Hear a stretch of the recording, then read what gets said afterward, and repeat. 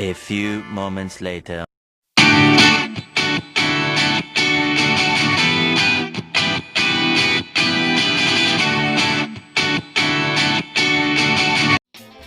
Posisi masa remaja adalah posisi antara masa kanak-kanak dan masa dewasa, sehingga masa remaja ini sering pula disebut sebagai masa transisi atau masa peralihan dari masa kanak-kanak ke masa dewasa.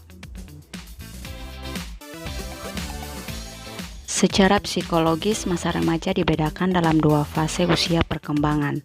Yang pertama, masa puber, yaitu masa di mana remaja mulai mengenal dan berpikir serta tertarik dengan masalah-masalah seksual yang mereka kenal dari lingkungan sekitarnya.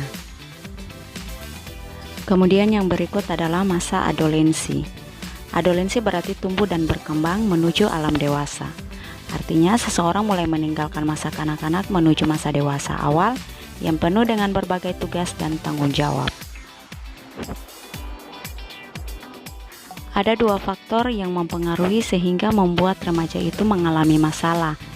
Yang pertama adalah faktor internal. Faktor internal ini berasal dari dalam diri kita sendiri. Misalnya seperti emosi kita yang tidak stabil dan lain-lain. Yang kedua adalah faktor eksternal.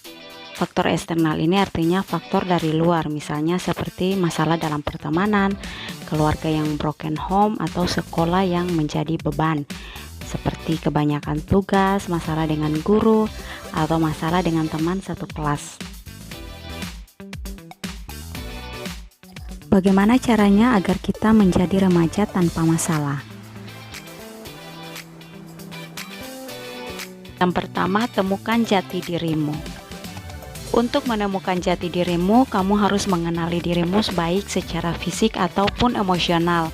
Setelah itu, terimalah dirimu dengan baik tanpa harus membandingkannya dengan orang lain. Rata-rata pada umumnya ketika remaja punya masalah, mereka bingung bagaimana caranya menyelesaikannya dan cenderung ingin cepat selesai. Jangan lari dari masalah, tapi hadapilah. Cari orang yang kamu nilai mampu membantu masalah tersebut dan berbagi. Pilihlah teman yang tepat. Kamu harus punya teman yang baik dan tepat, karena lingkungan akan membentuk jati dirimu. Carilah teman sebanyak-banyaknya, namun ingat, carilah teman yang tepat dan baik. Orang tua pasti ingin memberikan yang terbaik untuk anaknya. Jadi tidak mungkin dong orang tua memberikan solusi yang malah merusak. Jadi percayalah kepada orang tuamu dan ceritakan semua masalahmu. Mulailah untuk berani mengambil keputusan dan bertanggung jawab terhadap keputusan tersebut. Dimulai dari hal-hal sederhana. Kamu harus terus bertanggung jawab untuk perlengkapan sekolah dan kebutuhan pribadimu. Jangan terus-menerus mengandalkan orang tua.